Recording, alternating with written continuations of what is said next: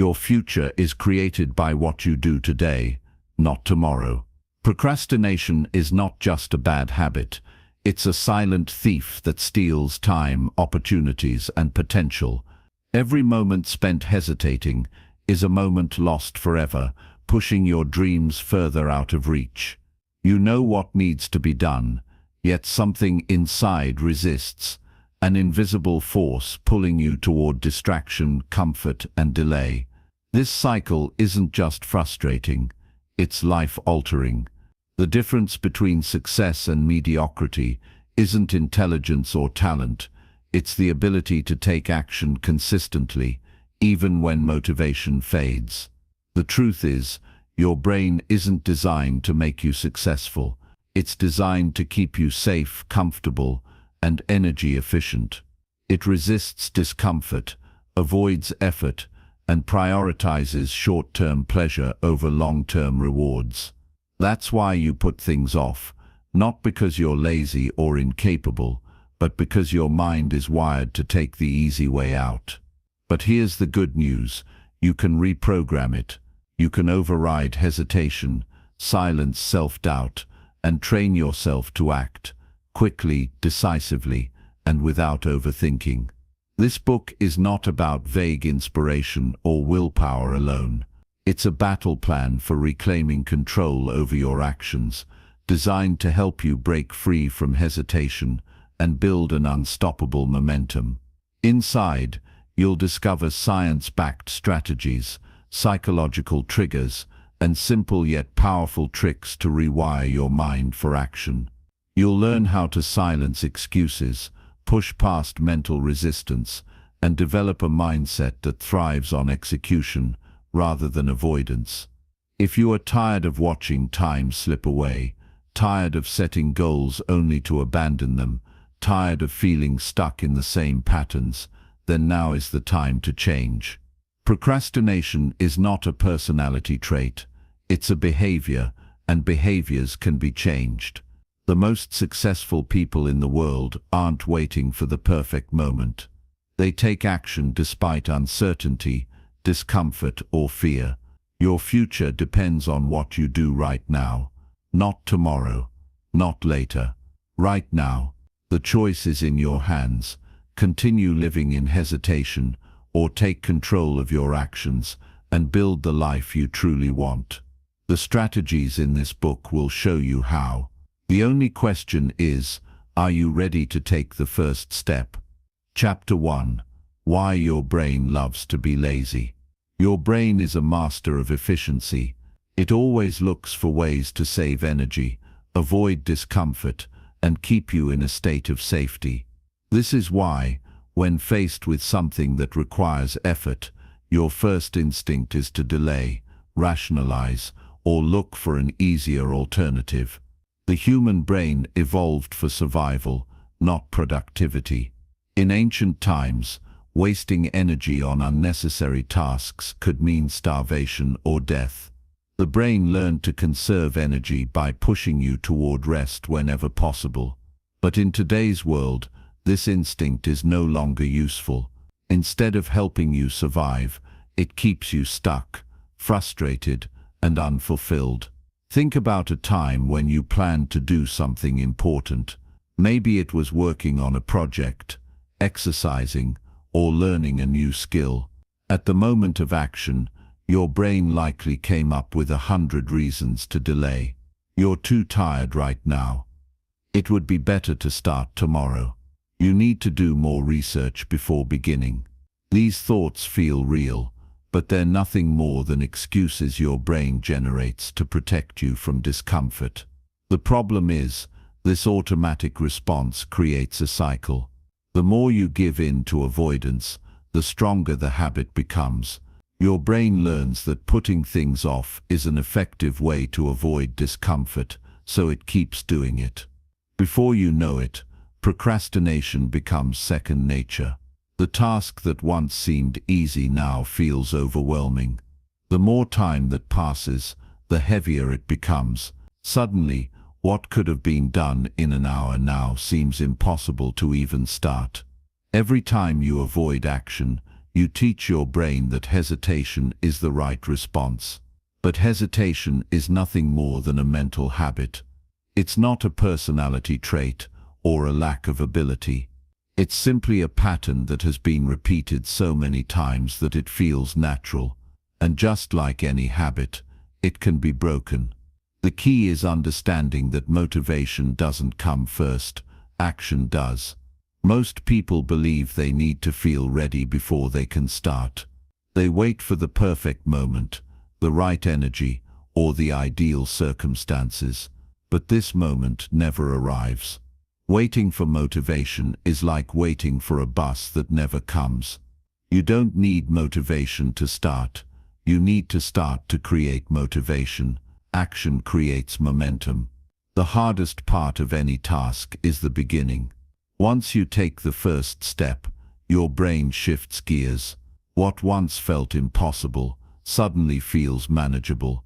This is why the smallest movement in the right direction can change everything. Your mind works like a snowball rolling down a hill. At first, it's small and slow, but with each movement, it picks up speed. The longer it rolls, the harder it is to stop. When you take action, even in the smallest way, you activate this momentum.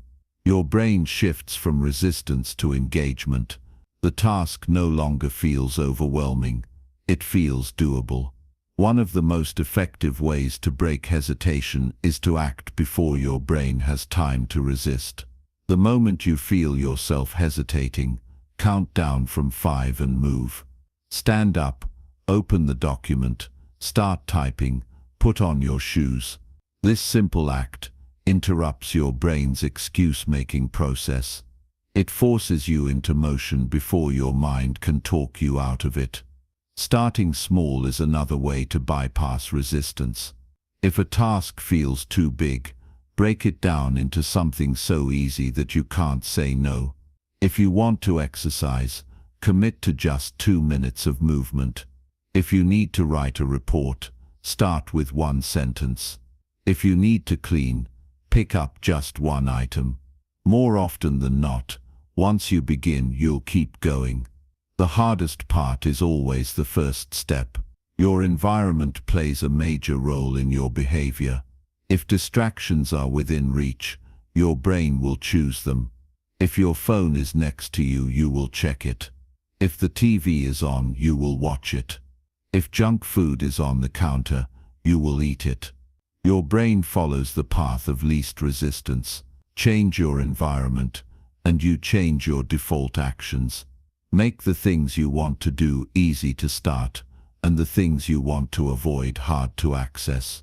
Procrastination thrives on delay. The longer you wait, the harder it becomes. The more you think, the more excuses you create. The best way to silence doubt is to move before it takes hold. Once action begins, fear fades, resistance weakens, and your brain adapts to the new reality. Your brain might love being lazy, but it also loves progress. It thrives on accomplishment. The satisfaction of finishing something fuels confidence and momentum. Each completed task strengthens the habit of action. Over time, action becomes your new default. You no longer have to force yourself to start. It happens naturally. Discipline is not about forcing yourself to suffer. It's about training your brain to enjoy effort. When you see action as rewarding rather than painful, everything changes. The mind can be tricked into craving challenge instead of avoiding it. The more you associate effort with growth, the easier it becomes to push forward. Excuses lose their power when you refuse to listen. Thoughts of hesitation will still appear, but you don't have to engage with them. Recognize them for what they are: automatic responses, not truths. The more you override them, the weaker they become. With time, hesitation fades, and action takes its place. Laziness is not a fixed trait. It's a habit formed by repetition. It can be unlearned the same way it was learned. Your brain is not working against you. It's following the patterns you've taught it. Change the patterns, and you change your life. Chapter 2. The 5-second trick to beat hesitation. Hesitation is the silent killer of progress. It creeps in the moment you think about doing something important. You tell yourself you'll start in a few minutes, then an hour passes, then a whole day. Before you know it, the task sits untouched, weighing on your mind like an invisible burden. It's not that you don't want to do it. You do. You know it's important. You know it needs to get done. But something holds you back. That something is your own brain. It convinces you that waiting is the better option, that you'll be more prepared later, that now just isn't the right time. The truth is, your brain isn't trying to sabotage you. It's doing exactly what it was designed to do, keep you safe. The mind is wired to avoid uncertainty, discomfort, and anything that requires effort. It craves the familiar and resists change. This is why starting is always the hardest part. The moment you think about doing something difficult, your brain scans for danger. It detects the slightest hint of discomfort and immediately signals hesitation. That hesitation is the small gap between thought and action, and in that tiny space, everything is decided. If you act before your brain has a chance to resist, you move forward. But if you hesitate, even for a few seconds, your mind starts looking for ways to pull you back into comfort. This is why most people never take the first step. They overthink, they wait for motivation, they delay until later, and later turns into never. The good news is, hesitation can be beaten.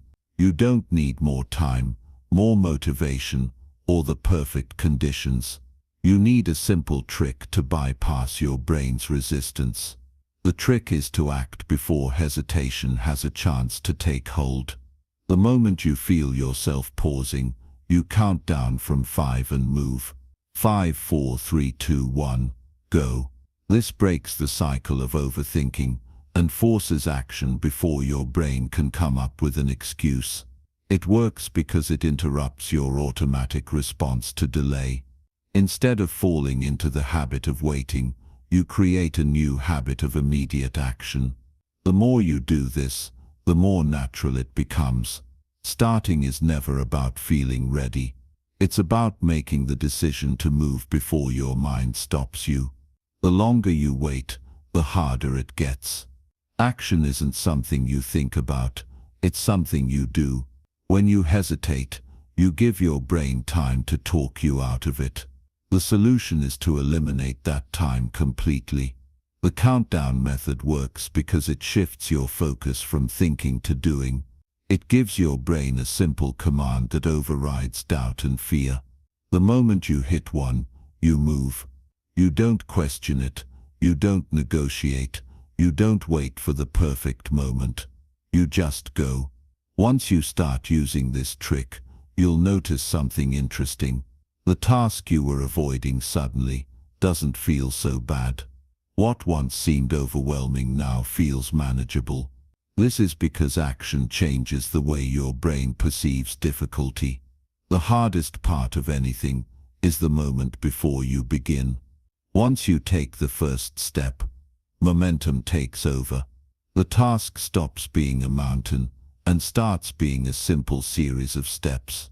People often think they need motivation to start, but motivation is unpredictable. Some days it's there, most days it's not.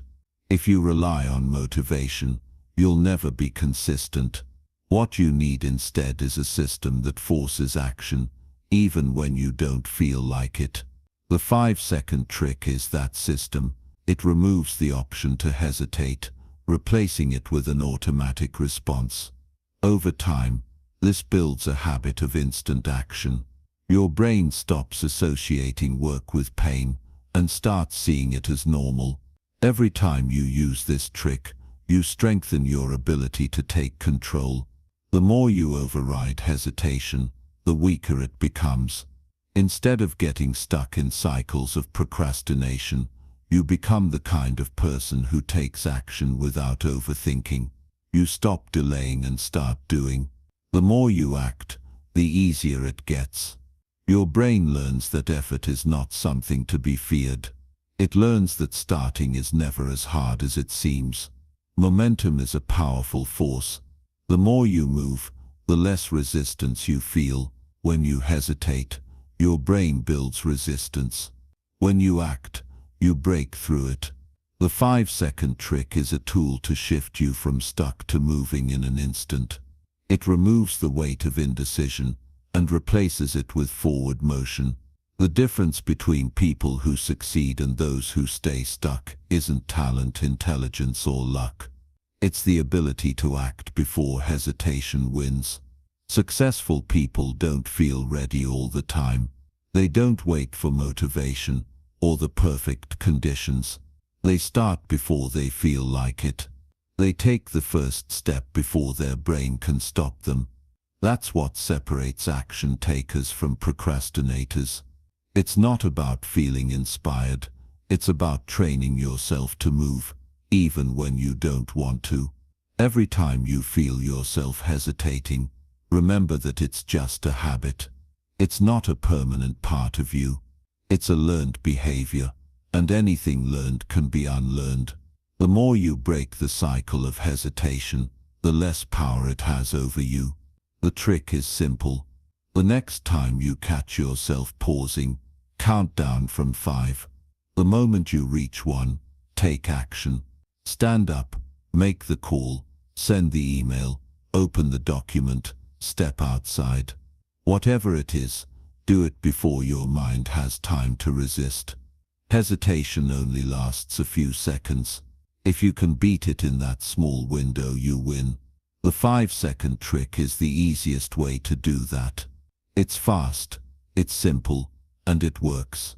It removes the need for motivation and replaces it with instant action.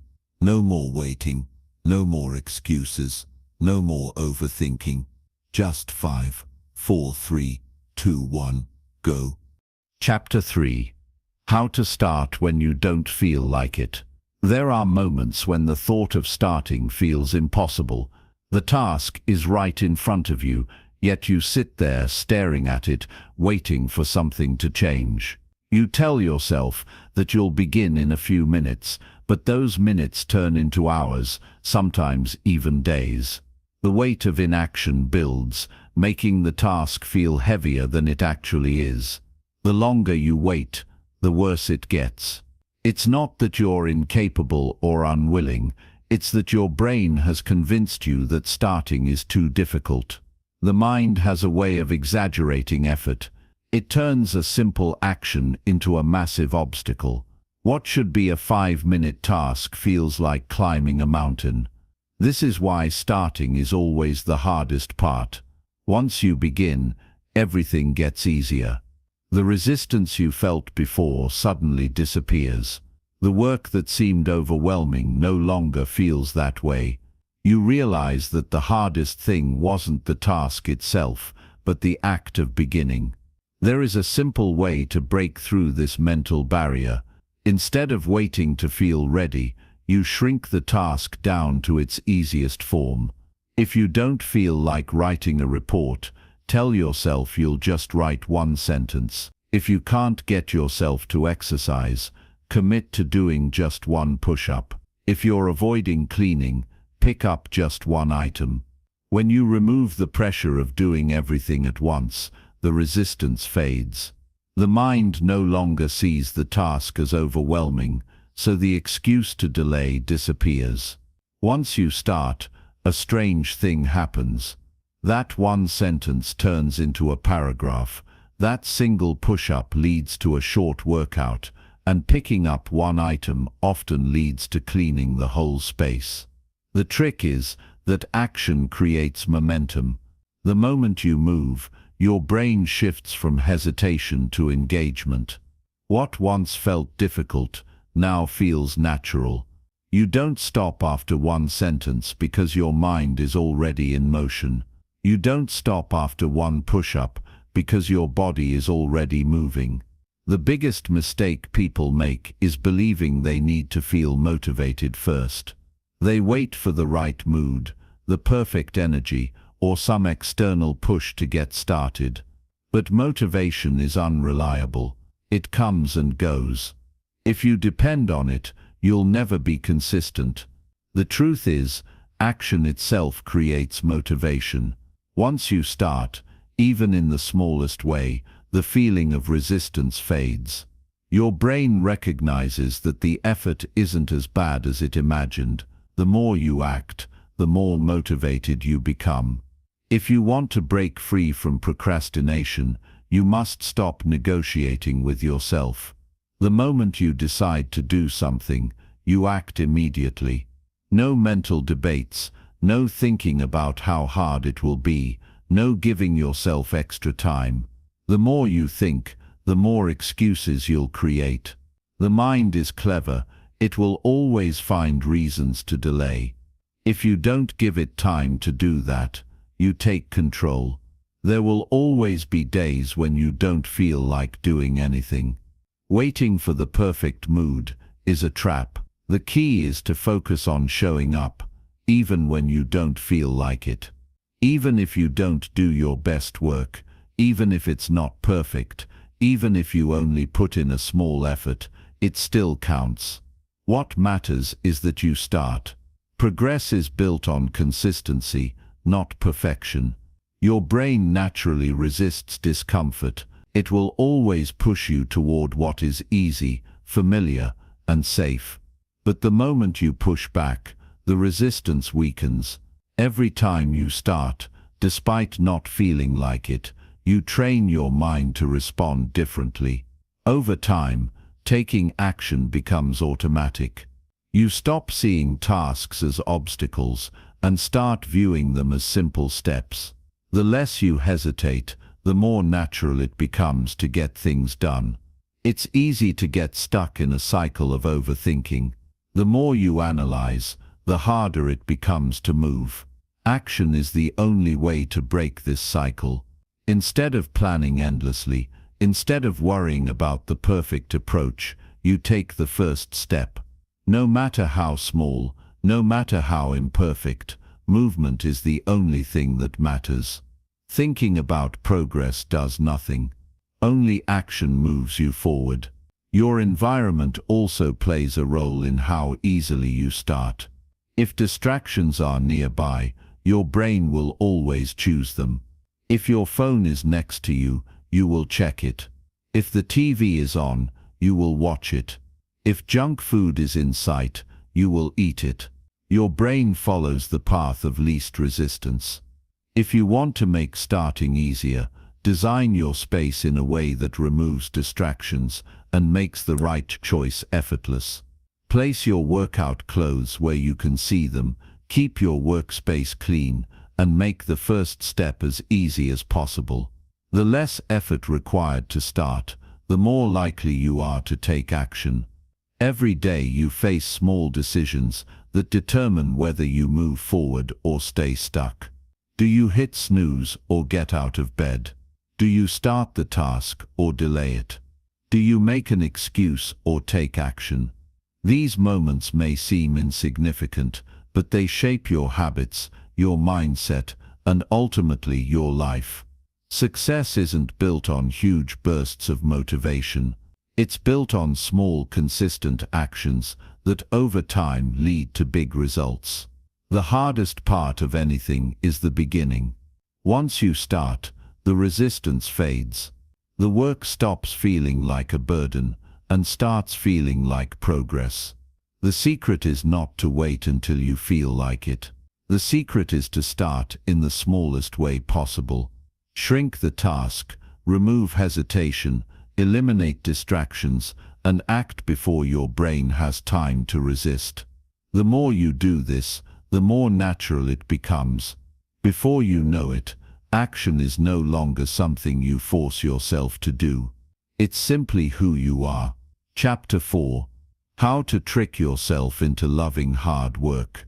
Hard work has a reputation for being something people dread. It's often seen as exhausting, frustrating, and something to be avoided whenever possible. Most people don't struggle because they lack goals or ambition. They struggle because they don't enjoy the process of getting there. If something feels like a punishment, you'll resist it. If it feels like something forced upon you, you'll find ways to escape. The key to long-term success isn't just about discipline or willpower. It's about changing the way your brain sees effort. Instead of viewing hard work as suffering, you have to trick yourself into loving it. The human brain is wired for pleasure. It naturally gravitates toward things that feel good and away from things that feel difficult. This is why entertainment, social media, and comfort are so appealing. They provide instant satisfaction with almost no effort. Hard work, on the other hand, often comes with delayed rewards. You don't immediately see results, and your brain doesn't get an instant hit of satisfaction. But if you can find a way to connect effort with pleasure, you'll remove the resistance. One of the easiest ways to shift this mindset is by making the process more enjoyable. People who love what they do aren't forcing themselves to work. They've simply found a way to make it rewarding. The work itself may be challenging, but they've attached meaning, purpose, or excitement to it. If you approach your tasks with dread, every moment will feel like a struggle. If you find ways to make the experience engaging, the difficulty fades into the background. Your brain releases dopamine when it anticipates pleasure. This is why people get addicted to social media, junk food, or video games. There's an expectation of immediate reward. But dopamine isn't just about mindless entertainment. It can be used as a tool for motivation. If you start associating progress with pleasure, your brain will begin craving effort. Instead of working against you, it will push you forward. Small wins create this effect. Every time you make progress, celebrate it. Acknowledge even the smallest achievements. When your brain starts to connect effort with a sense of reward, hard work stops feeling like something to avoid. Another way to rewire your perception of effort is by shifting your identity. If you see yourself as someone who dislikes hard work, you'll avoid it. If you define yourself as someone who thrives in difficult situations, you'll embrace it. The way you talk to yourself matters. If you constantly tell yourself that work is miserable, that you're lazy, or that you're bad at staying focused, those thoughts become your reality. But if you start believing that you're someone who enjoys the challenge, someone who takes pride in effort, your brain will follow. People act in alignment with their identity. When you shift from thinking, "I have to do this," to "this is who I am," everything changes. The struggle with hard work often comes from focusing too much on the end result. When you only care about the finish line, every step feels like an obstacle. But if you can shift your focus to the present moment, the work itself becomes more engaging.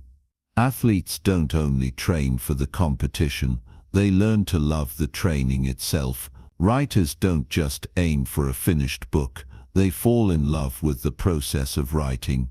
If you can train yourself to find satisfaction in the effort, you'll no longer need motivation to keep going.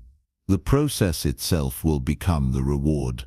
There's also power in making things a game. The brain loves challenges, puzzles, and competition. If a task feels like a dull chore, your mind will resist it. But if you can turn it into a personal challenge, it becomes something engaging. Gamifying your progress can make even the most tedious work feel exciting. Set small milestones, track your progress, and create personal challenges. Instead of seeing hard work as a burden, make it something you're eager to conquer. Energy plays a huge role in how you perceive effort. If you're constantly exhausted, everything will feel harder than it actually is. The brain is part of the body, and when the body is drained, motivation disappears.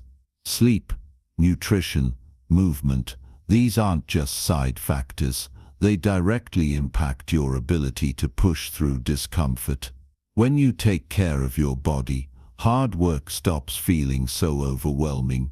Your environment also shapes how you feel about effort. If you're surrounded by distractions, negativity, or a space that drains your energy, work will always feel like a struggle. If you create an environment that inspires focus and creativity, effort becomes easier. The people around you matter as well. If you spend time with those who complain about work, you'll start seeing it as a burden too. But if you surround yourself with people who embrace challenges, that mindset will rub off on you.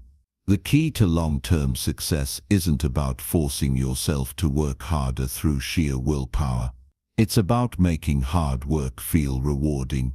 If you can find a way to enjoy the process, you won't need tricks to stay motivated. You'll naturally want to keep going. Progress itself becomes addictive. The more you associate effort with a sense of satisfaction, the easier it becomes to show up every day. At the end of the day, hard work is unavoidable. The question isn't whether you'll face challenges, it's how you'll approach them. If you see effort as suffering, every step will feel like a battle. But if you can train your brain to enjoy the challenge, you'll develop a mindset that makes success inevitable. It's not about forcing yourself to work, it's about changing the way you see the work itself. When you do that, discipline stops feeling like a chore and starts feeling like freedom. Chapter 5. The Identity Shift. Becoming an Action Taker. Who you believe you are determines what you do. Every action, habit, and decision you make is shaped by the identity you hold. People who see themselves as procrastinators will always find ways to delay. Those who believe they lack discipline will struggle to stay consistent. The way you define yourself becomes a self-fulfilling prophecy. If you want to take action effortlessly, you have to shift your identity. You must see yourself as the kind of person who does the work without hesitation. When you make this shift, productivity stops feeling like something you force yourself to do. It becomes natural. Most people try to change by focusing on actions alone. They set goals, create schedules, and try to force new habits. But if deep down they still see themselves as someone who struggles with motivation, their efforts won't last. Behavior follows identity.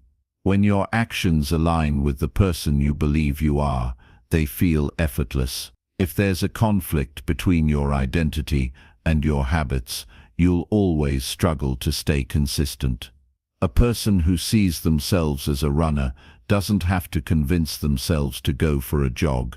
It's simply what they do. A writer who believes in their craft doesn't sit around waiting for inspiration. They write because that's who they are. The easiest way to create lasting change is not by forcing yourself to act differently, but by becoming someone for whom those actions are second nature. Your brain constantly looks for proof to reinforce your identity. If you believe you're bad at staying focused, you'll unconsciously notice every time you get distracted. If you see yourself as lazy, you'll find evidence of your laziness. But this process also works in your favor. When you start to act like the person you want to become, your brain collects evidence that reinforces that new identity. Every time you complete a task on time, you prove to yourself that you're someone who takes action. Each time you push past resistance, you build the belief that you're someone who follows through. Change doesn't happen in an instant. It happens through small moments that add up over time. One of the most powerful ways to shift your identity is by focusing on the process rather than the outcome. Many people tell themselves they'll believe in their new identity once they achieve a big result. They think they'll feel like a disciplined person once they've worked hard for months. But the truth is, identity shifts happen in the small, everyday choices. You don't need to achieve something huge to become an action taker. You become one by taking action, even in the smallest ways. Each decision reinforces who you are. If you write one page today, you are a writer. If you show up for a workout, you are an athlete. If you complete one task without procrastinating, you are productive. The transformation happens in these small moments, not just in the final achievement. Your words shape your reality. If you constantly say, "I'm bad at staying focused," or "I always procrastinate," your brain accepts these as facts. But if you start telling yourself a different story, your actions will follow. Saying, "I'm becoming the kind of person who takes action immediately," shifts your mindset. It reminds your brain to look for proof that supports this new belief.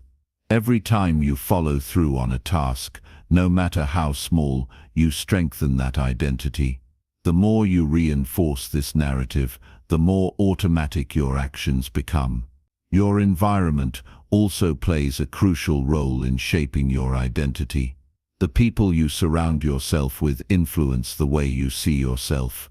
If you spend time with those who complain about work and avoid responsibility, you'll absorb that mindset. But if you surround yourself with people who take action and hold themselves accountable, that behavior will start to feel normal. Your physical space matters too. If your environment is cluttered and full of distractions, your brain associates it with inaction. But if you create a space that encourages focus and productivity, your identity begins to shift. Small changes in your surroundings can reinforce the person you want to become. Momentum is the key to solidifying a new identity.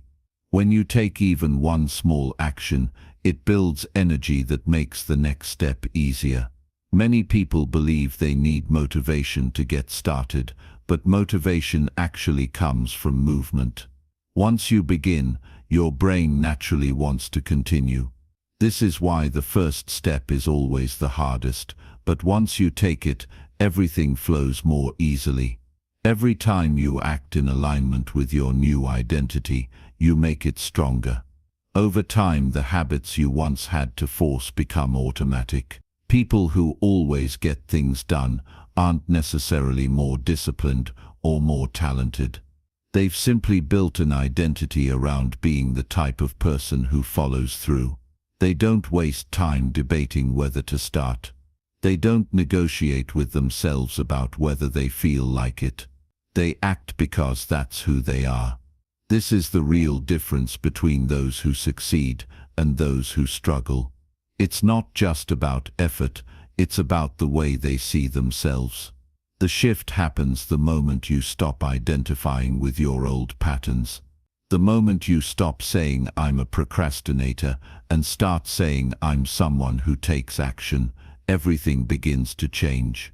The more you prove this new identity to yourself through small actions, the more natural it becomes. Eventually, you don't have to think about it, it just happens.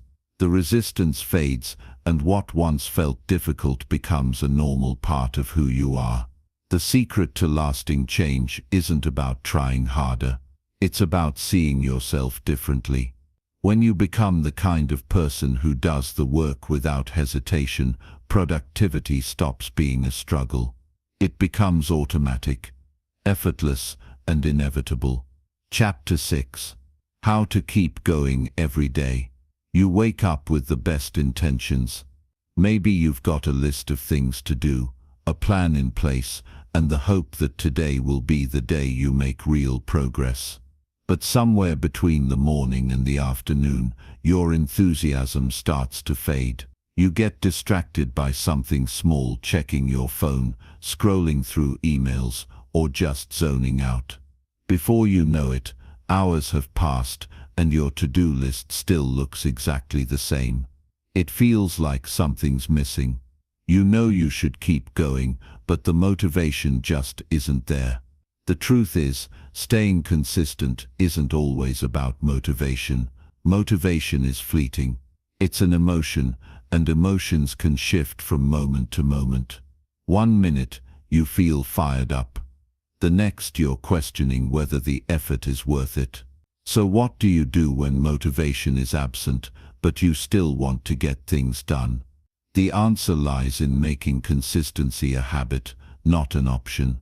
Consistency isn't about pushing yourself to work harder every single day. It's about creating a structure where action becomes the default.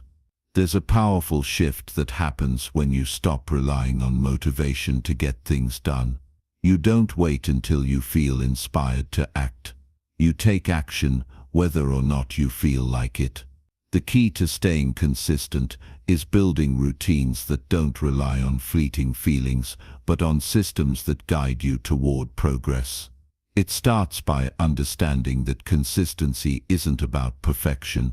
It's about showing up, day in and day out, even when the conditions aren't ideal. The goal isn't to have a flawless streak, it's to develop the habit of moving forward, even when things feel difficult. You don't need a perfect day to keep going. You just need to make sure you don't let a bad moment or a setback derail you completely. The most successful people aren't necessarily those who work the hardest or smartest. They're the ones who show up, no matter what. The power of small wins is often underestimated. People tend to think they need to achieve huge breakthroughs to see progress, but real momentum comes from incremental victories. Every small step, every single task completed, contributes to your overall goal. By focusing on these small wins, you reinforce the habit of consistent action. You build a rhythm that becomes easier to follow. And as you see yourself making progress, even in the tiniest ways, you begin to reinforce the belief that you are capable of consistency. One of the biggest barriers to consistency is all or nothing thinking. We get caught up in the idea that if we don't have a perfect day or follow through perfectly, we've failed. This mentality can be paralyzing. If you skip one workout or forget one task, it feels like everything is ruined. But what if instead of looking at a mistake as a failure, you viewed it as part of the process? Every step back doesn't mean you've fallen behind. It's just one moment in the larger journey. Consistency doesn't require you to be perfect. It requires you to be persistent. The difference is subtle but important. Perfectionism causes stress, burnout and anxiety because it sets you up for constant disappointment. Persistence, on the other hand, is about weathering the storms and continuing even when things aren't perfect. You keep showing up. You keep doing the work. And each day, no matter how small, adds up. Building habits that encourage consistency starts with simplicity. You don't need a complicated system or elaborate plan. You need to make the actions so easy to complete that they become automatic. This might mean breaking down your tasks into smaller, manageable pieces. Instead of setting out to write a book in one go, write for just 10 minutes every morning. Instead of aiming to exercise for an hour, start with a 5-minute walk. Over time, these small actions add up and eventually become part of your daily routine. Another key to consistency is setting yourself up for success in the simplest way possible. It's easy to let distractions get in the way, so the trick is to remove as many of them as possible before you start. If you want to write, turn off your phone notifications. If you're trying to be more productive at work, clear your desk of anything unnecessary. Your environment influences your behavior. The less you have to fight against, the easier it is to stay consistent. Sometimes we fail to stay consistent because we're not fully connected to why we're doing something in the first place. Without a clear reason, it's easy to drop off when the going gets tough. Reconnect to your purpose. Why is this task important to you? What's the bigger goal behind it? When you understand the deeper why, it becomes easier to make the everyday effort feel worthwhile. When you see the bigger picture, The small steps add up to something meaningful. The hardest part is often getting started. Once you begin, the momentum builds, and it becomes easier to continue. The idea of tackling a huge project can feel overwhelming, but breaking it down into smaller tasks makes it more manageable. Even if you only do a little each day, it adds up. Progress is progress, no matter how slow. Every action, no matter how small, is a step forward. Consistency thrives on routine. When you create a structure for your day, it becomes easier to fall into a rhythm of action. This isn't about creating a rigid schedule or becoming obsessed with following a timeline. It's about creating a rhythm that works for you, so your actions flow naturally. This could mean working on your most important task first thing in the morning, setting aside a block of time for deep work, or even having a designated place to work that helps you stay focused. The power of consistency comes from the fact that it compounds over time. It's not about making huge leaps all at once. It's about showing up every day, doing the work, and improving a little bit at a time. The compound effect of daily effort is what leads to big results.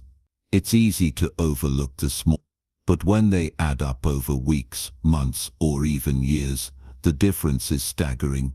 You can't see it immediately, but with each step, you're getting closer to your goal. Staying consistent isn't always easy.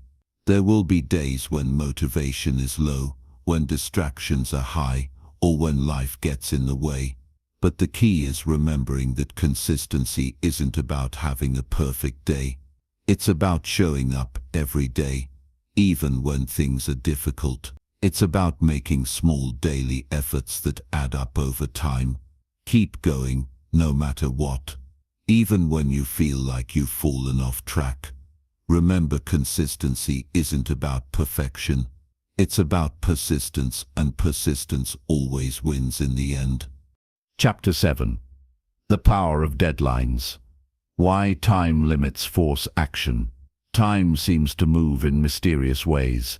Some days it feels like there's never enough of it, and other days it slips by unnoticed. But when you look back, you realize that time doesn't just pass. It's something we must work with intentionally if we want to make the most of it. This is where deadlines come in. They might seem like just a way to manage time, but they're so much more. Deadlines are a tool that can push you to act, cut through distractions, and force you to focus. They transform vague intentions into concrete actions. We've all experienced the power of a deadline, whether it's a work project, a personal goal, or a task we've put off for too long. You can procrastinate for weeks, but the moment a deadline looms, something inside you shifts. That pressure forces you to take action. What's happening here isn't some magical burst of motivation. It's the sense of urgency, the recognition that time is finite, and there are consequences to not acting. This pressure is what makes deadlines so powerful. They force you to make decisions, prioritize what's important, and move forward, even if it's uncomfortable. The reason deadlines work so well is because they put a boundary on time. Without that boundary, it's easy to procrastinate. You can always tell yourself you'll do something tomorrow, or next week, or after the weekend. But when there's a firm deadline, it cuts through that illusion of endless time. It turns your task into something that can't be ignored any longer. That pressure you feel, though uncomfortable, is actually what propels you into action. It creates a sense of necessity. But what happens when there is no deadline? What if you're working on something without a clear end point? It's easy to fall into the trap of doing nothing at all. Without the urgency of a deadline, it's tempting to put things off, telling yourself you'll get around to it later. But later never seems to come. This is where you have to create your own deadlines, even when no one else is holding you accountable. You might not have a boss breathing down your neck, but you can still set deadlines for yourself that create a sense of urgency.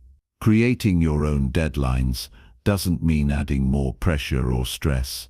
It's about setting realistic, meaningful time frames for yourself. When you give yourself a deadline, even a self-imposed one, you're making a commitment. And when you make that commitment, you raise your standards. You're saying, this matters enough that I'm going to get it done within a set time frame. This simple shift in mindset can drastically improve your ability to get things done. The key to making deadlines work for you is understanding how to break down big projects into smaller, manageable tasks.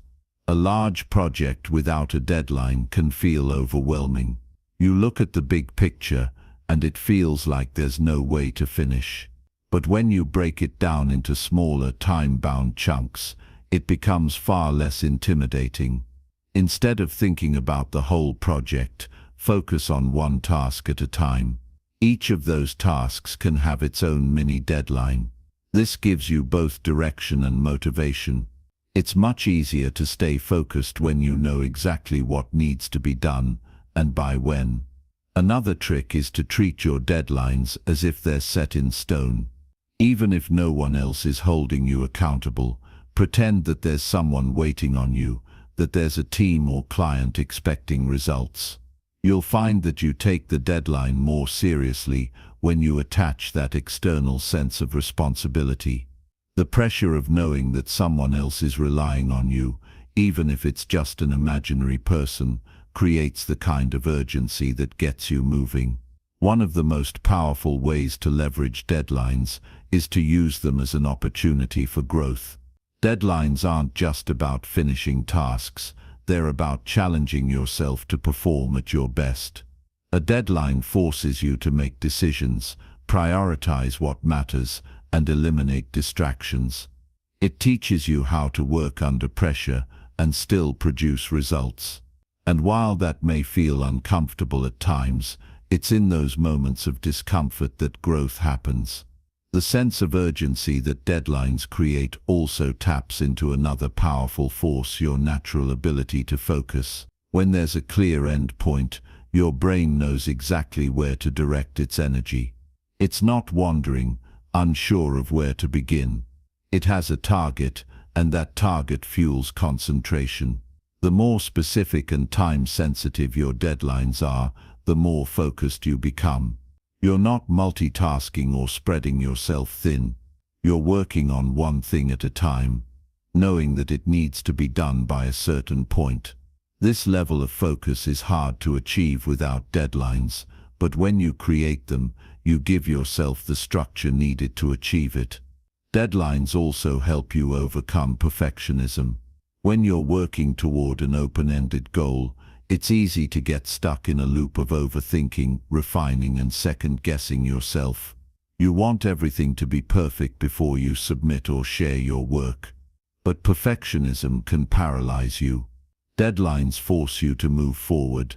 They encourage you to finish, even if the task isn't perfect, because the deadline is non-negotiable. You learn to let go of the idea that everything needs to be flawless, and instead focus on making progress. One of the most important lessons about deadlines is that they don't just work when you're racing toward the finish line. They also help you manage your time and energy over the long term. By breaking larger goals into smaller time-bound steps, you're pacing yourself. You're not waiting until the last minute to get everything done. Instead, you're setting up a series of smaller deadlines that allow you to work steadily without the stress of cramming everything into one final push. It's a more sustainable way of achieving your goals, and it's a technique that can be applied to any project, no matter how big or small.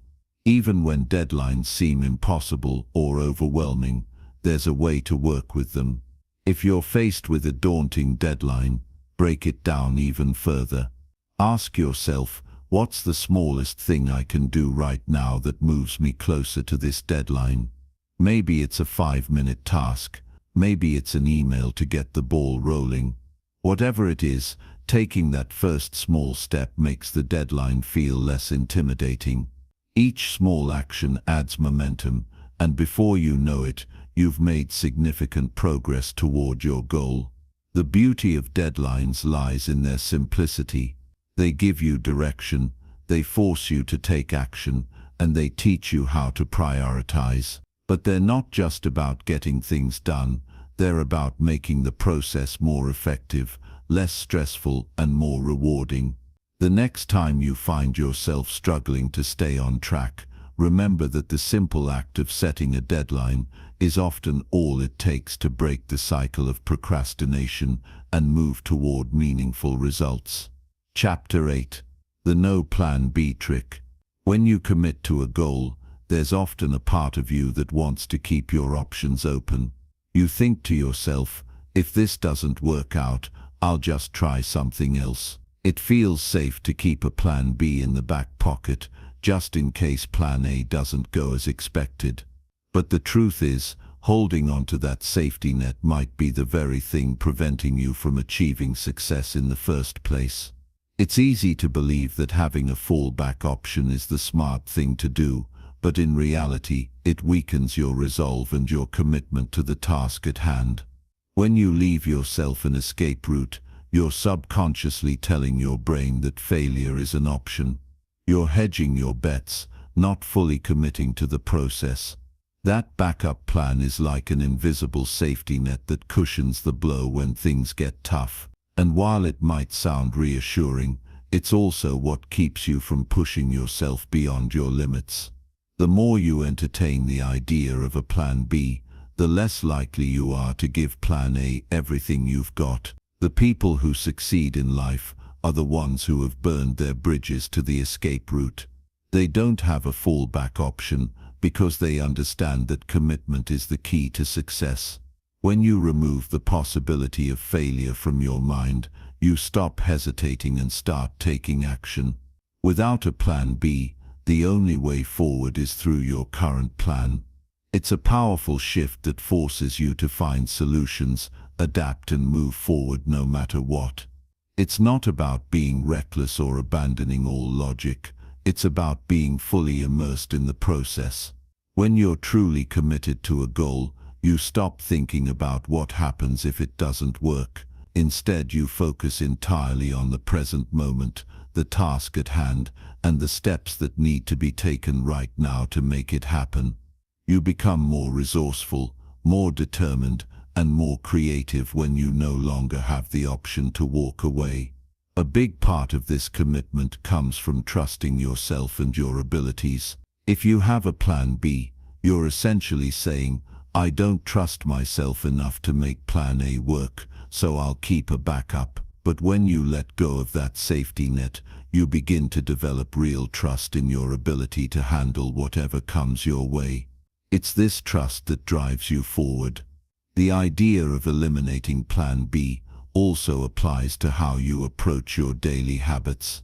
Often, we have a backup plan for our routines, something like, if I don't get to my workout today, I'll just do it tomorrow. But we know that tomorrow rarely comes, especially if you've already given yourself an excuse.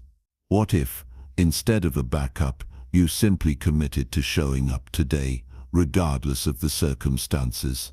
If you truly commit to something, you stop looking for alternatives. You don't give yourself permission to make excuses. And when things don't go perfectly, you don't throw in the towel or retreat to plan B. You adjust, adapt, and keep moving forward. The key is to stay locked in on the goal and eliminate the option of quitting altogether. When you create a plan and stick with it, you'll be amazed at how many challenges you can overcome. Often, the biggest obstacles aren't the ones we can't overcome, they're the ones we never even attempt because we haven't committed fully.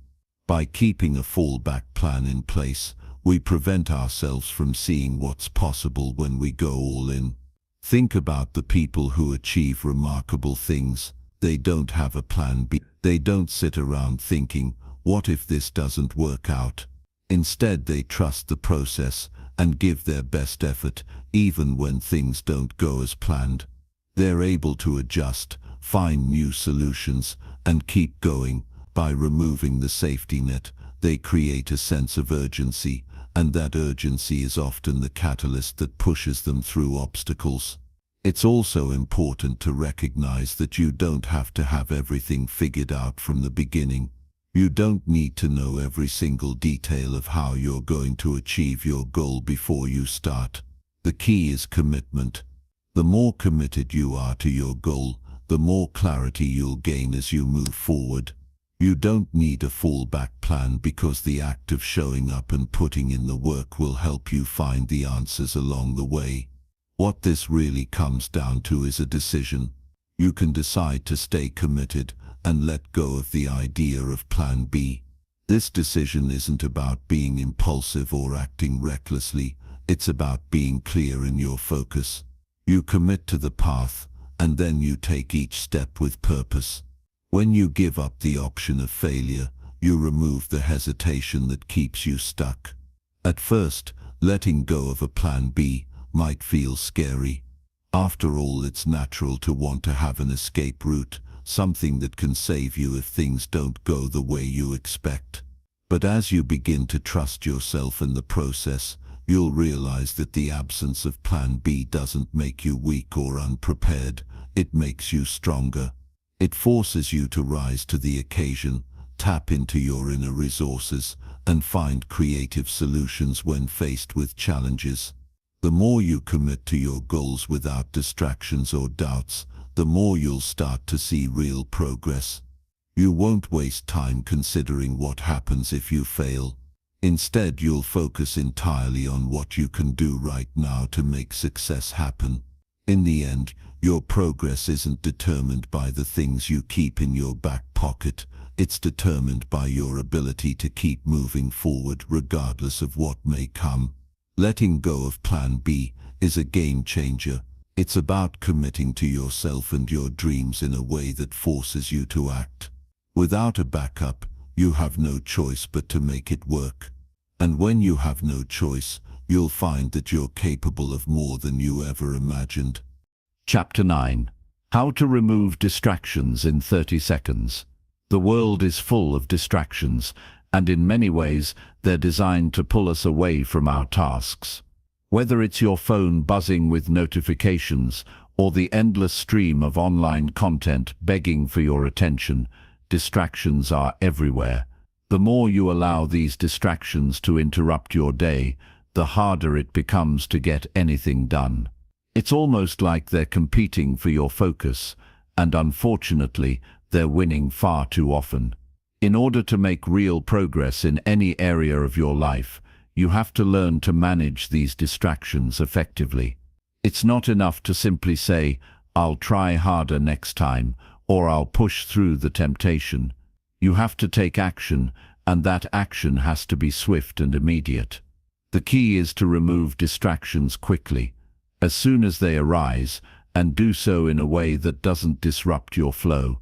One of the best ways to remove distractions is to recognize them before they fully take hold.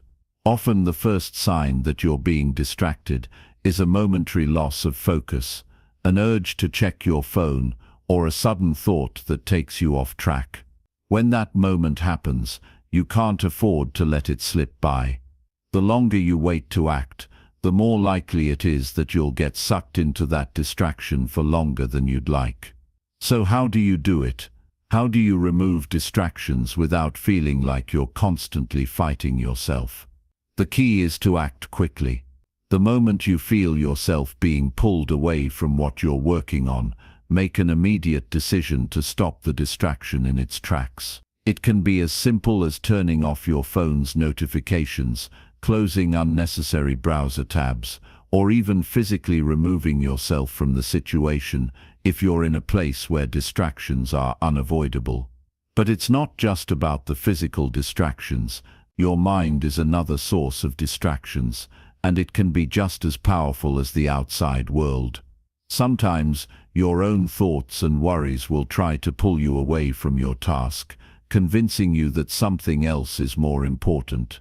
But if you can train yourself to notice these thoughts and recognize them for what they are, distractions, you can prevent them from taking over. It's about being mindful of where your attention is going and making the conscious decision to bring it back to what matters. An important part of this process is realizing that distractions are inevitable. No matter how hard you try, you can't completely eliminate them from your life, but you can control how you respond to them. The more quickly you acknowledge a distraction and remove it, the less time it will take away from your work. This is where the 30-second rule comes into play. Whenever a distraction arises, you have exactly 30 seconds to act. If you let that moment pass, you're more likely to get caught up in the distraction and lose focus for a longer period of time. By acting quickly, whether that means turning off your phone, closing a distracting app, or simply refocusing your mind, you're able to keep your momentum going and stay on track. It's not always easy to get rid of distractions, especially when they feel so pressing. We're conditioned to respond to notifications and messages right away, and it can be difficult to break that habit. But remember that every time you let a distraction take hold, you're giving away your power. You're allowing something outside of you to control your time, energy, and focus. And the longer you allow this to happen, the more difficult it becomes to break free. To be successful, you have to treat your time like the precious resource it is.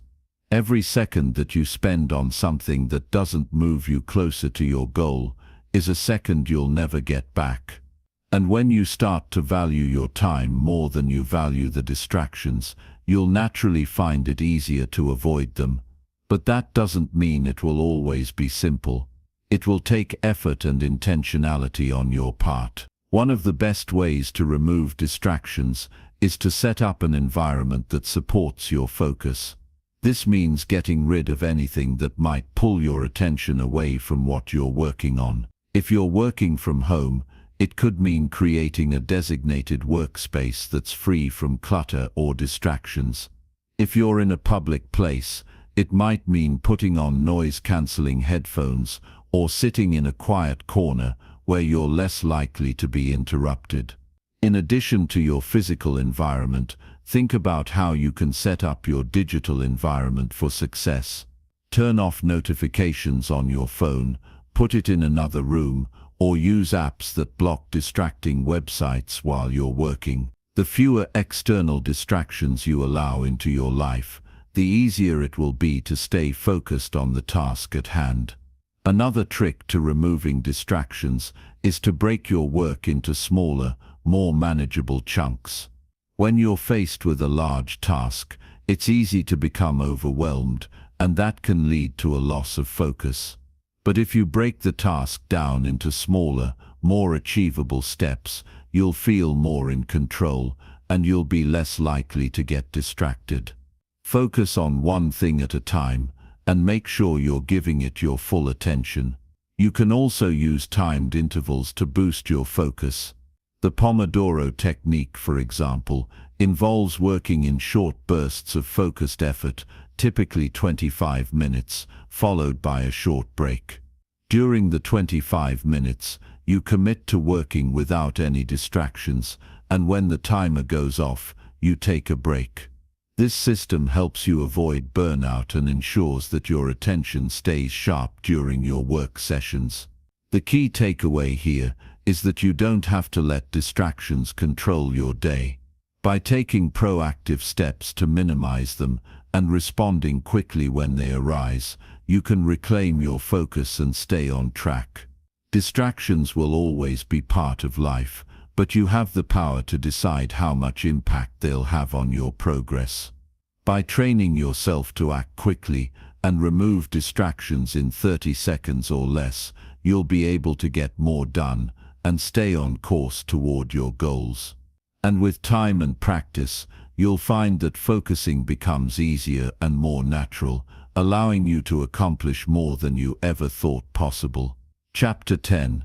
The One-Touch Rule. Stop wasting time on small tasks. You've probably heard it before, don't sweat the small stuff. It's one of those sayings that's often repeated, but rarely taken to heart. The thing is, The small stuff can actually be a huge problem when it comes to managing your time and focus. We all have a million tiny tasks that seem trivial on the surface. Answer an email, file a document, make a quick phone call, but the reality is, these small tasks have a sneaky way of draining our attention and energy. They may seem insignificant, but together, they pile up and consume more time than you'd think. If you've ever found yourself jumping from one tiny task to another, checking your email, answering texts, doing quick household chores, you know what I mean. It feels like you're doing something productive, but in reality, you're just spinning your wheels, never really moving forward.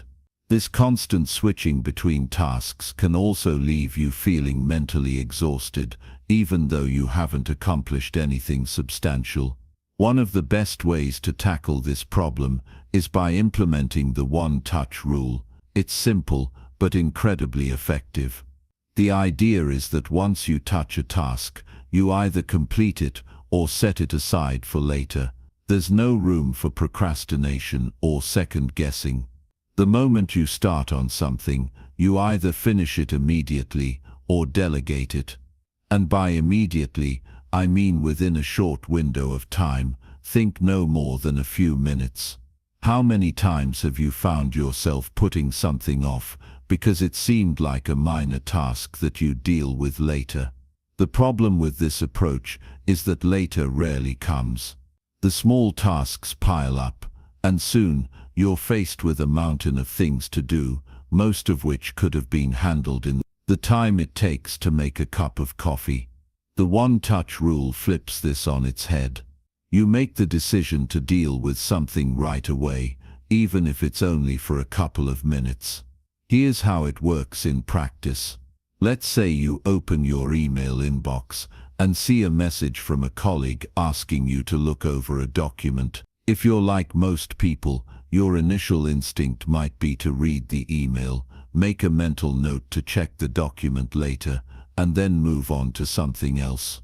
But with the one-touch rule, you don't allow yourself to get away with this. The moment you read the email, you take action. If it's something you can do in less than 2 minutes, replying with a quick answer, reviewing a document, or handling the task at hand, you do it then and there. The beauty of this approach is that it eliminates the build-up of small nagging tasks that constantly distract you. Instead of allowing your inbox to become a constant source of stress, you treat each email as an opportunity to either deal with it immediately or put it in its proper place. You'll find that this reduces mental clutter, which frees up your focus for more important tasks. But the one-touch rule isn't limited to email. It applies to all the small tasks that tend to clutter up your day.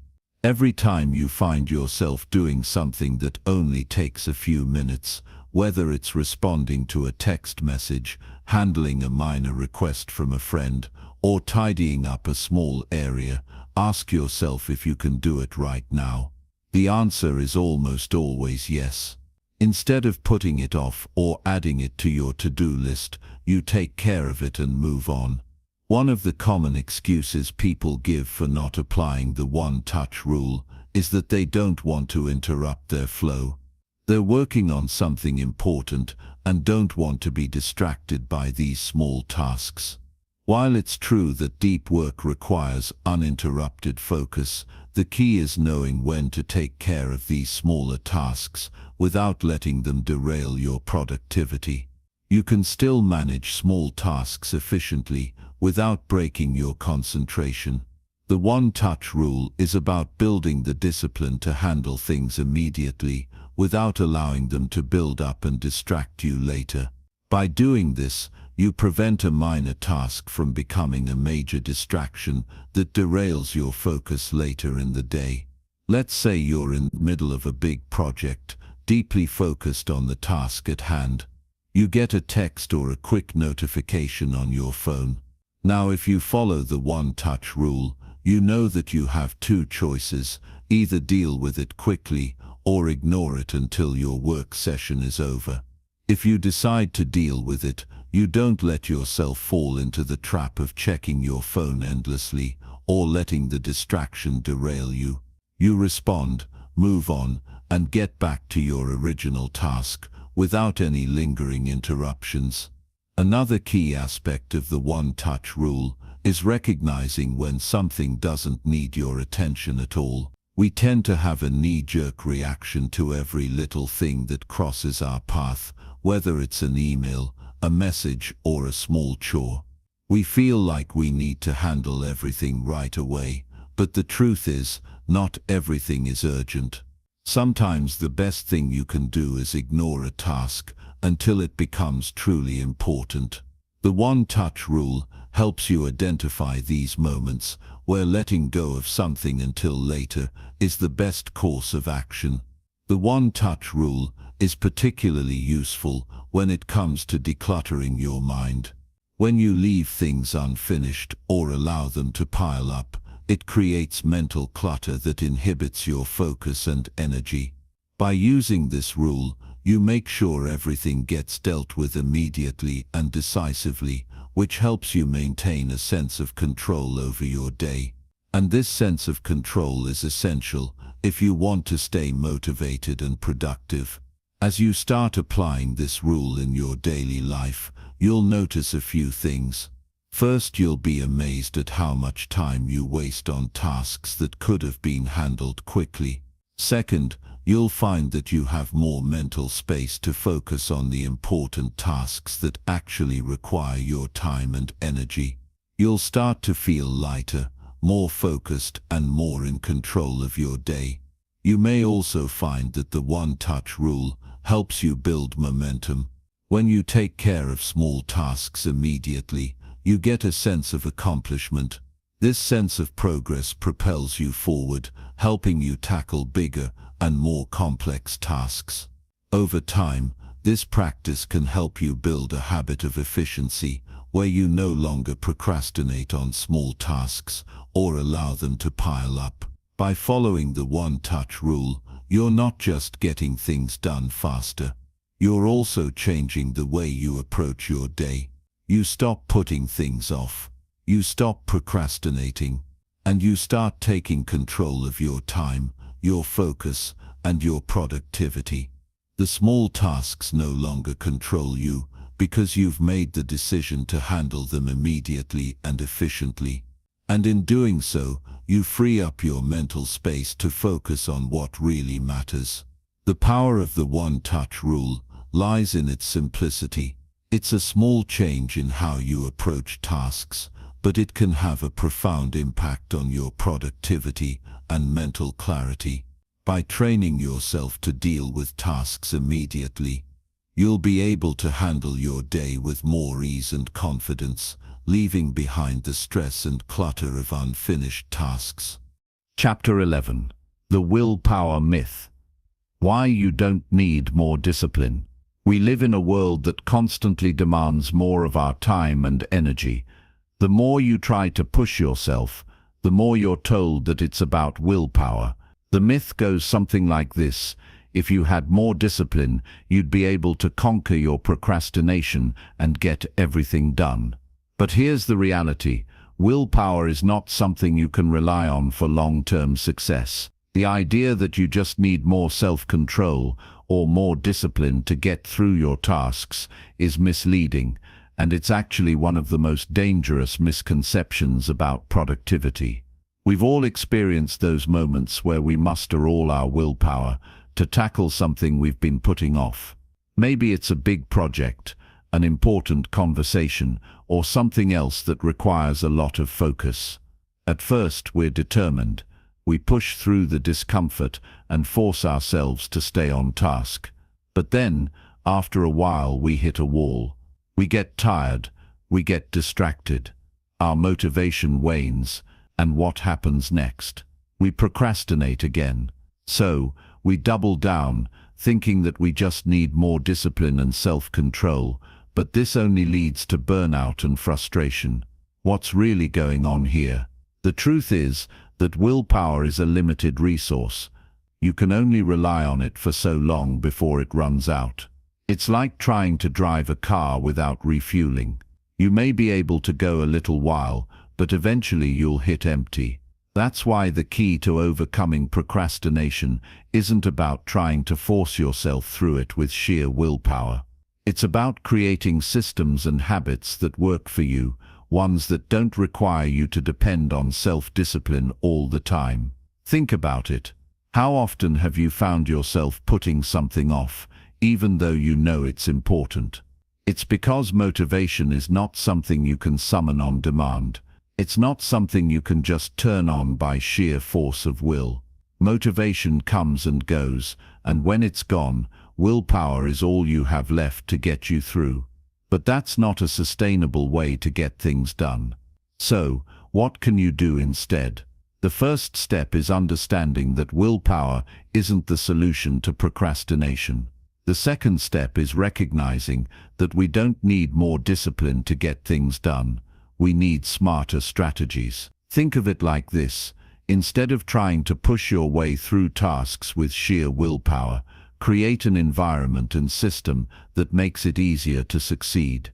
Make the actions you need to take part of your routine, and the motivation will come naturally. Take a look at your daily habits. Are they designed in a way that makes it easy for you to take action, or are they set up in a way that requires constant mental effort? The goal is to make productivity automatic. You don't want to have to constantly decide whether or not you'll work on something. You want it to be a natural part of your day, something that doesn't require you to fight yourself every time you need to do it. The more you rely on willpower, the more exhausted you'll become. But when you build systems and habits that support you, you'll find that action becomes almost effortless. You can start small by breaking down bigger tasks into smaller, more manageable pieces. If you look at a massive project and think, "I have no idea where to start," that's where procrastination kicks in. It feels overwhelming, and so you put it off.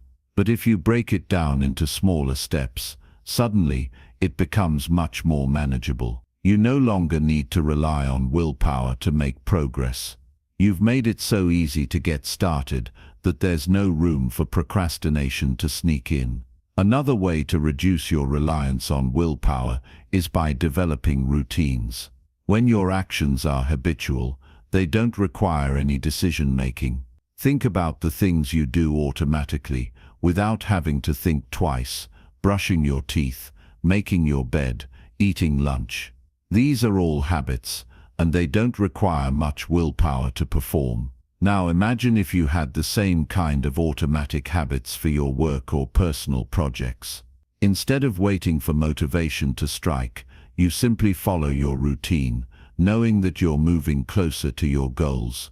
Creating a routine also helps you avoid decision fatigue. When you're constantly having to make decisions about when to work, what to focus on, or how to approach a task, it drains your mental energy.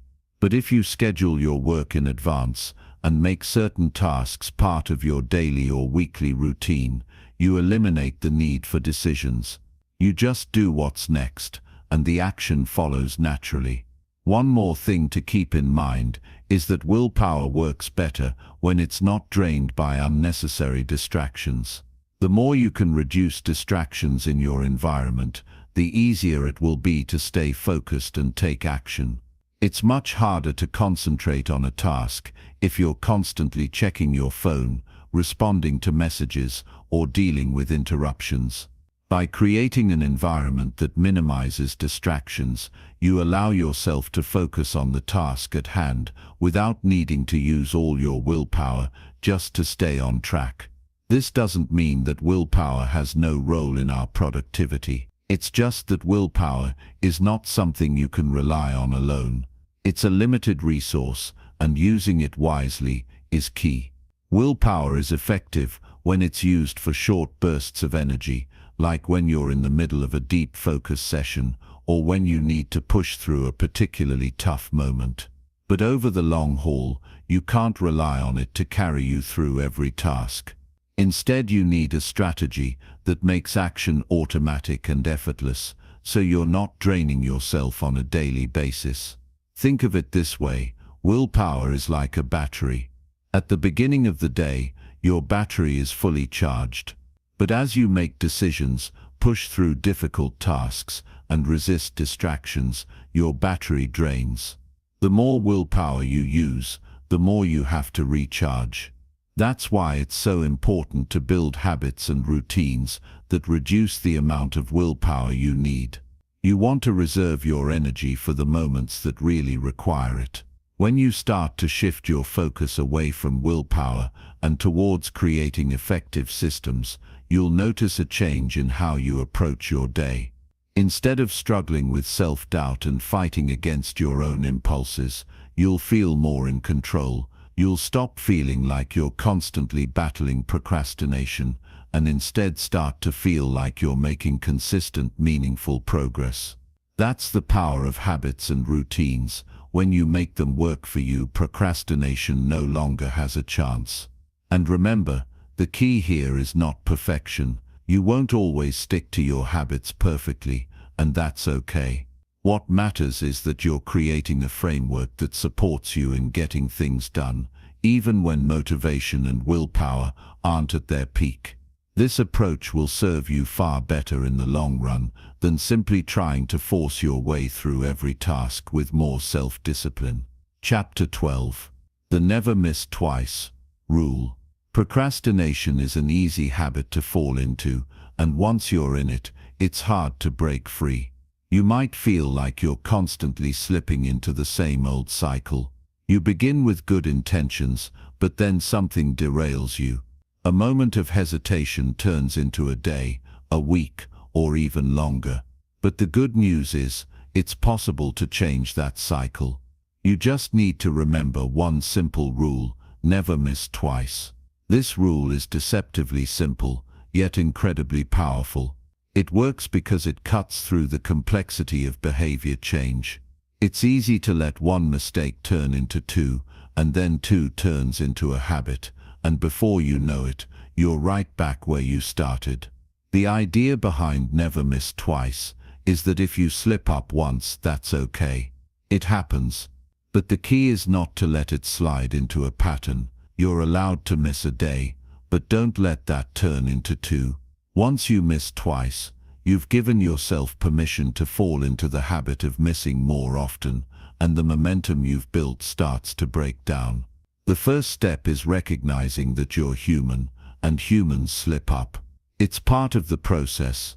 If you're trying to form a new habit or change an old one, you'll have moments where you falter.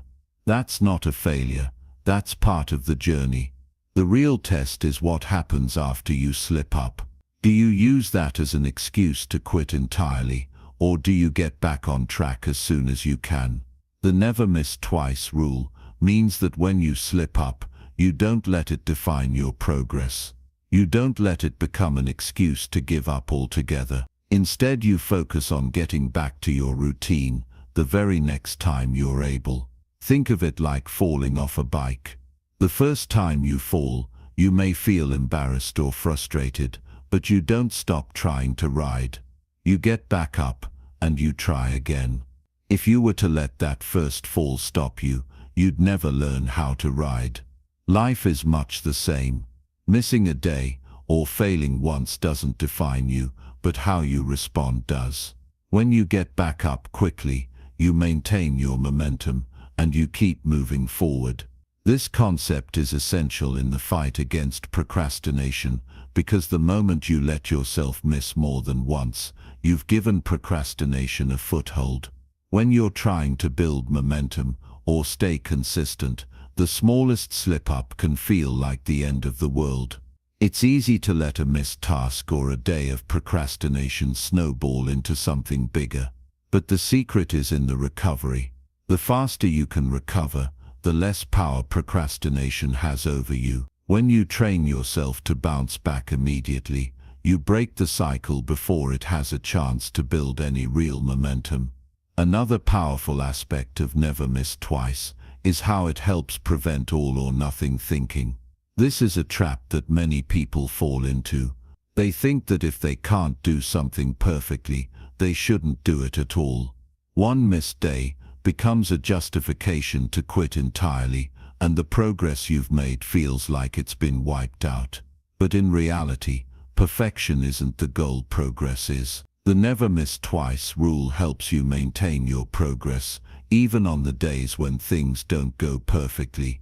You allow yourself room for mistakes, but you don't let those mistakes derail your overall goal. This rule also works wonders for long-term consistency. One of the reasons we procrastinate is that we see a big task and we feel overwhelmed. We think, this is too much, I'll never be able to do it all. But when you follow the never miss twice rule, you take the pressure off. You don't have to do everything in one go. You just need to show up consistently. If you can't do everything today, that's fine. Just don't skip 2 days in a row. When you stop expecting perfection and accept that you'll miss a day or get off track sometimes, you can start focusing on the bigger picture. The days when you're off track don't matter as long as you get back in the game the next day. What matters is showing up more often than not. If you make the rule to never miss twice, you're setting yourself up for success in the long term. The consistency you build over time will become the new habit, and it will be much easier to stay on track. Building this kind of consistency requires a mindset shift. It's not about avoiding failure or perfection. It's about embracing progress. It's about giving yourself permission to stumble, knowing that it doesn't define you. The key is to recognize that missing one day doesn't have to lead to missing more. It's a small but significant distinction that makes all the difference. Take a moment to think about the times in your life when you've let one mistake become 2, then 3, and so on. Maybe you've done it with a workout routine, or a project at work, or even with personal habits. It starts small, a missed day here and there, but eventually it turns into a pattern. This is the power of momentum, but it works both ways. Just as negative momentum can take you off track, positive momentum can get you back on track. The trick is in your response. When you miss, get right back to it. The faster you do that, the more your brain starts to associate consistency with ease, and the less procrastination will hold power over you. You can think of your mind like a train. Once it's moving, it's hard to stop. It takes effort to get it started, but once you build up momentum, it keeps moving with less energy. The same thing happens with good habits. The more you show up, the easier it becomes to show up again. And if you let one slip up derail you, it's like stopping that train completely. The more you allow yourself to stop, the harder it is to start again. The rule is simple: never miss twice. When you do, you keep the momentum alive. This approach works in every area of your life, whether it's work, personal goals, relationships, or health. The key is consistency, and the never miss twice rule is your safeguard. Every time you show up, you're reinforcing your commitment to the task, your discipline, and your ability to push through challenges. The more often you show up, the less room procrastination has to take hold. And when you do slip up, you'll be ready to get back on track quickly. Keeping your momentum strong. By embracing the never miss twice rule, you're giving yourself permission to fail without giving up. You're committing to progress, not perfection, and that's the key to overcoming procrastination. The next time you slip up, don't let it define you. Get back on track immediately, because as long as you never miss twice, you'll keep moving forward, no matter how many times you stumble along the way. Chapter 13. How to stop overthinking and take instant action. Procrastination often creeps up on us when we let our minds run wild with thoughts that spiral out of control. The more we think, the more we tend to doubt ourselves, overanalyze, and freeze up in the process. It's like staring at a mountain and wondering how you'll ever climb it, only to end up not even trying. The truth is, You're not stuck in a cycle of procrastination because you're lazy or incapable. You're stuck because you've overthought yourself into inaction. The key to breaking this pattern is surprisingly simple. Stop thinking and start doing. Overthinking is a common problem for many people. It's that constant mental chatter that leaves you paralyzed. You think about everything that could go wrong, all the things you need to get done, and the endless list of what-ifs. This constant analysis ends up being a barrier to action. Instead of jumping in and figuring it out as you go, you remain stuck in the thought process, afraid of making a mistake. But here's the thing, you don't need to have it all figured out right away. You don't need to know the next 10 steps. You just need to take the first one. The moment you can break free from overthinking and just act, you'll realize that most of the fear was imagined. The task that once seemed overwhelming becomes manageable once you take that first step. It's like getting into a cold pool. At first it's uncomfortable, but once you're in, you start adjusting. The same happens when you take action. You may not know all the answers, but as soon as you begin, the path will begin to reveal itself. This is one of the most powerful tools in overcoming procrastination. Stop thinking and start doing. The longer you wait, the more time you give your mind to make excuses, to doubt and to delay. The quicker you act, the less time your mind has to create all of those roadblocks. A simple trick to cut through the noise is to focus on the very first action, no matter how small. Forget about the entire project or goal for a moment. Break it down to the simplest task, something so small that it's hard to resist. Maybe it's opening a document, writing one sentence, or getting up and putting on your shoes. The goal is to focus only on that first action and nothing else. Once you complete that small step, you'll feel a sense of accomplishment. That feeling is important because it shows your brain that it's capable of doing the task, and that initial success helps overcome the inertia that holds you back. Once you've made that first move, the rest becomes easier. It's like setting the ball in motion. From there it's all about building momentum. The problem with overthinking is that it tricks your brain into believing that it's the same as actually doing something. You feel like you're accomplishing something just by thinking about it. But thinking doesn't move you closer to your goals. Action does. Imagine a car that's stuck in the mud. You can think about it for hours, worry about how deep the mud is, or how hard it'll be to get out. But nothing will change until you start moving the car, no matter how small the movement is at first. Action is the key to breaking free from that stuck feeling. This isn't to say that thinking doesn't have its place. Planning and strategizing are important steps in achieving your goals. However, there comes a point when planning becomes an excuse for not taking action. It's a form of procrastination in disguise. Overthinking leads you down a rabbit hole of endless scenarios and worst-case outcomes, and in the end, nothing gets done. If you find yourself doing this, take a step back and remind yourself that planning without action is pointless. You can't strategize your way out of everything. Sometimes you just have to dive in and learn as you go. To make this a habit, train yourself to act without hesitation. This can be tough at first, especially if you've been caught in the trap of overthinking for a long time. But the more you practice it, the easier it gets. Start by committing to small, immediate actions. The goal is to take the first step quickly, before your mind has time to talk you out of it. Instead of sitting there wondering what the best way to approach something is, just do something. It doesn't have to be perfect. In fact, it likely won't be. But that's not the point. The point is to move. The more you do this, the more you'll see that action leads to clarity. You don't need to have all the answers up front. The answers will come as you move forward.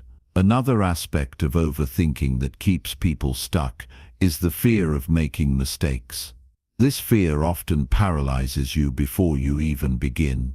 But here's something important to remember. Mistakes are part of the process. Every successful person you admire has failed and made mistakes along the way.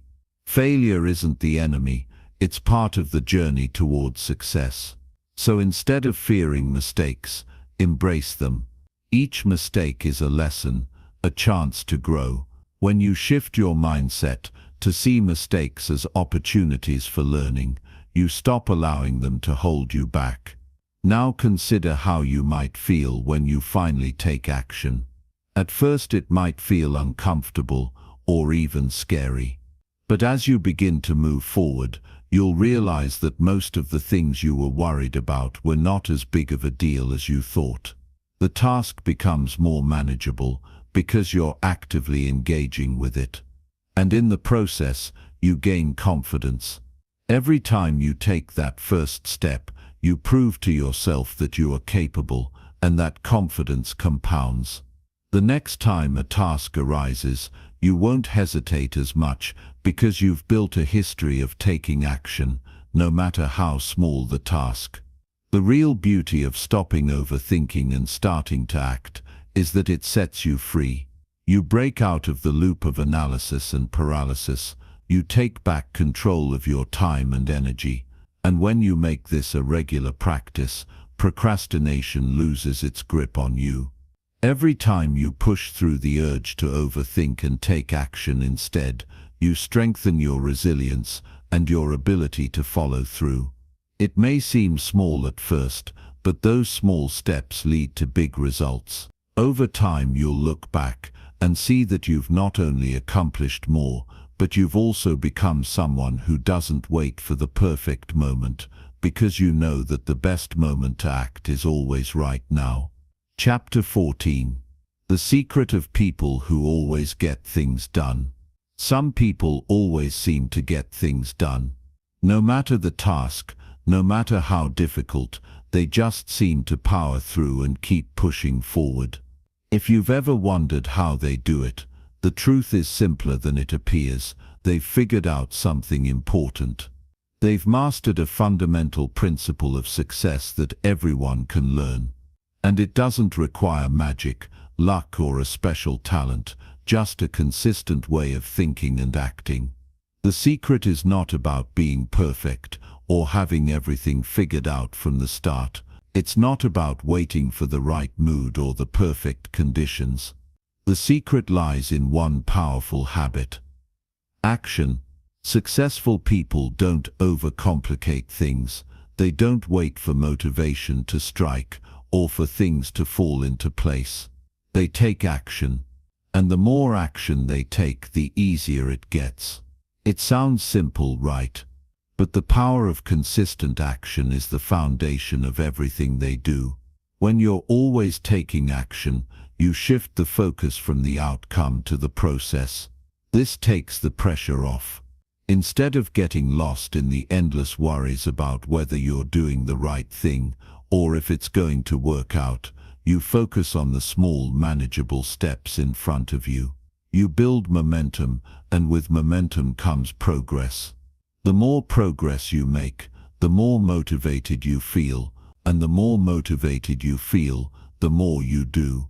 It's a cycle that feeds itself, but it starts with that first step, that initial choice to take action. Successful people have learned to embrace the small tasks, the ones that don't feel glamorous or exciting. They understand that consistency is the real secret weapon. They don't wait for big opportunities to come knocking at their door. They create their own opportunities by consistently showing up, no matter how small the task or how little progress they seem to be making. Over time, those small steps add up. The compound effect of consistent action transforms them from people with great ideas to people who get things done. It's easy to get caught up in the idea that success comes from a burst of brilliance, a sudden wave of inspiration, or some rare moment of genius. But in reality, success comes from showing up every day, doing the work, and making incremental improvements. It's not about waiting for everything to be perfect or hoping for motivation to appear. It's about putting in the effort, even when you don't feel like it. Even when the task seems boring or insignificant, it's about doing the work because you know that consistency pays off. The key to making this work for you is shifting your mindset. Stop seeing action as something that's reserved for only the most exciting or urgent tasks. Instead, see it as a way of life. Successful people don't view tasks through the lens of motivation. They don't wait for the perfect moment to act. They act now. They focus on the process, not the outcome. They understand that action, no matter how small, is what propels them forward. When you start taking consistent action, something magical happens. You start building confidence. Every small action you take reinforces the belief that you can get things done. And that confidence becomes a driving force. The more confident you become, the more you push yourself to take action. It's a self-reinforcing cycle. You take action, you see results, and those results give you the confidence to take even more action. It's not about waiting for external motivation to push you forward. It's about creating your own momentum. Another important aspect of consistent action is resilience. Success is rarely a straight line. There will be setbacks, mistakes, and obstacles along the way. But the key is not to let these obstacles stop you. Successful people know that failure isn't the end of the road. It's part of the process. When you take action regularly, you learn to bounce back faster. You don't get stuck in your mistakes. You learn from them and move on. The more you fail and get back up, the stronger you become. It's the act of consistently getting back in the game that leads to success, not the avoidance of failure. This principle can be applied to any area of life, whether it's work, health, relationships, or personal development. Consistent action is the thread that ties all successful people together. It doesn't matter if they're building a business, writing a book, or training for a marathon. The secret is the same: they show up every day, even when they don't feel like it. They do the work regardless of how they're feeling. Over time, those actions compound and the results speak for themselves. If you want to start making progress toward your goals, the first step is to stop waiting. Stop waiting for the perfect moment, the right feeling, or the ideal circumstances. Start taking action right now with what you have. Even if you feel uncertain or uncomfortable, do it anyway. Take that first step. Take a small action and then another. The more you do this, the easier it becomes. You'll start to see that the results don't always come from big dramatic actions. Often it's the small consistent steps that lead to the biggest changes. The power of consistent action is that it builds a solid foundation. Over time, you'll look back and realize that the success you've achieved didn't come from one lucky break or one big moment of inspiration. It came from all the small actions you took, day after day. The more you show up and do the work, the more you prove to yourself that you're capable. And that sense of capability becomes a powerful motivator in itself. So when you look at the people who always seem to get things done, remember that it's not magic. It's not that they have some special ability. It's that they've learned the power of consistent action. And you can learn it too. You don't need to wait for motivation. You don't need to wait for the perfect circumstances. You just need to take action. Do something, no matter how small, and then do it again. Over time, you'll see that action is the key to breaking through procrastination and creating real lasting change in your life. Chapter 15. The 5-minute end-of-day review. You can spend an entire day being busy and still feel like you got nothing meaningful done. The hours pass, tasks pile up, and by the time the day ends, exhaustion sets in. Yet there's this nagging feeling that nothing truly moved forward. This happens because, without reflection, without looking back at what was actually accomplished, the mind remains scattered. The key to real progress isn't just in doing, it's in understanding what was done, what worked, and what needs to be improved. The process of reviewing your day isn't just a productivity hack, it's a mindset shift that helps you take control of your time instead of letting it control you. Most people underestimate how powerful a simple 5-minute habit can be. The tendency is to either ignore the past entirely or dwell on mistakes without extracting anything useful from them. But reflection isn't about judgment, it's about clarity. It's about recognizing patterns, seeing where time was wasted, acknowledging where energy was well spent, and making sure the next day is better than the last. The difference between those who stay stuck and those who grow isn't in how hard they work, it's in how well they learn from their own experience. When you start reviewing your days consistently, you begin to notice small things that you might have otherwise ignored. The distractions that stole your focus. The moments where you hesitated when you should have acted. The unnecessary overthinking that delayed decisions. Noticing these patterns gives you power, because once you see them, you can change them. When the day ends, the mind is often either restless or exhausted. Some people feel guilty about what they didn't do, while others are too drained to even think. But the mind needs closure. It needs a signal that the day is complete, that everything has been processed, and that tomorrow can start fresh. Without this, stress builds up.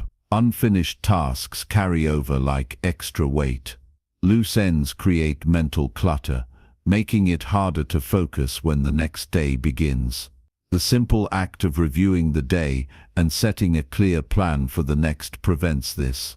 It's like organizing your thoughts, the way you'd organize a messy desk. Things stop feeling overwhelming because everything has a place. One of the most effective ways to make reflection a habit is to ask yourself a few simple but powerful questions. What did I accomplish today? What could I have done better? What are my top priorities for tomorrow? These aren't questions to overthink. They are questions to answer instinctively, based on what naturally comes to mind. If you start doing this daily, patterns emerge. You start seeing what consistently holds you back. You start recognizing what actions lead to the most progress. It's like having a personal coach in your own head, guiding you towards smarter decisions without needing anyone else's input. The beauty of this habit is that it doesn't require much effort. It's not about writing long journal entries or analyzing every small detail. 5 minutes is enough. 5 minutes to pause, reflect, and reset. In those 5 minutes, you give yourself the opportunity to process everything without carrying unnecessary stress into the next day. You give yourself a mental checkpoint, a way to separate one day from the next, so that every morning begins with a clear direction instead of scattered thoughts. Many people think that productivity is about squeezing more tasks into their day, but real productivity is about doing the right things consistently. If you don't reflect, you don't know if you're moving in the right direction. You might be busy, but busyness without progress is just another form of procrastination. When you take the time to look at what's working and what's not, you gain control over your results. You stop relying on random bursts of motivation and start creating a system that ensures success, even on days when you don't feel like putting in the effort. People who consistently grow are those who pay attention to their own progress. They don't just work blindly, they take note of what's effective and what isn't. They adjust their approach based on real experience, not just theory. And they don't see mistakes as failures, they see them as lessons. When you review your day, you train your brain to think this way. Instead of getting frustrated about what didn't go well, you start asking, what can I learn from this?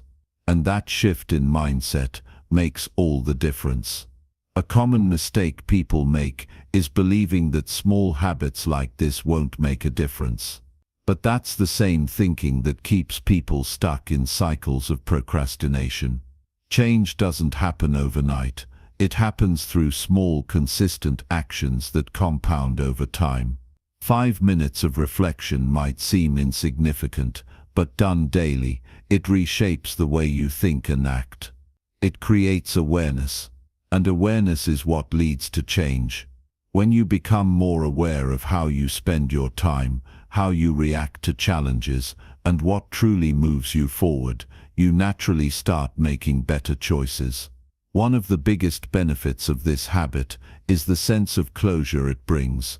Instead of carrying unfinished thoughts and worries into the night, you end the day with a sense of completion. The brain works best when it knows what to focus on.